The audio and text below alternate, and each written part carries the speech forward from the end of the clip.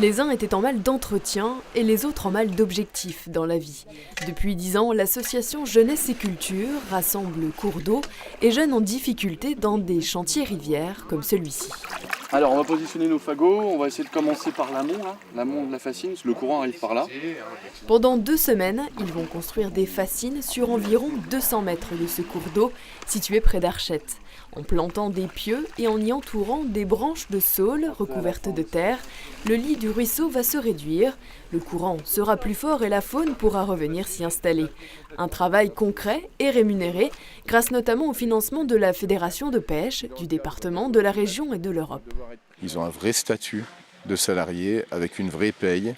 On a donc en contrepartie des vraies exigences, mais je crois que c'est ce qui permet globalement, hormis la vie de groupe, etc., la présence d'un éducateur, c'est vraiment ce statut qui leur est reconnu, qui leur permet d'être motivés.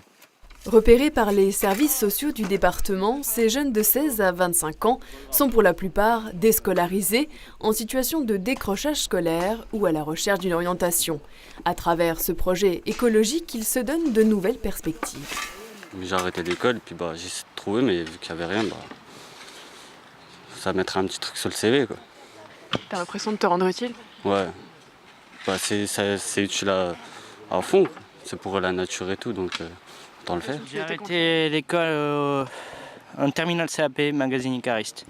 Ça m'intéressait plus, quoi. Ce qui m'intéresse maintenant, c'est l'espace vert.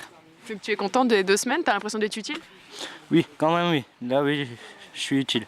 Et le chantier ne s'arrête pas là, car les éducateurs les accompagnent par la suite dans leurs projets personnels. C'est quasiment 1500 jeunes qui sont passés par ces chantiers rivières et on sait qu'un grand nombre ont réussi à rebondir parce que sous couvert de ces chantiers, on passe du temps avec eux, on discute, on essaie de les repositionner afin qu'ils retrouvent de l'énergie et peut-être simplement un éclairage sur leur situation future.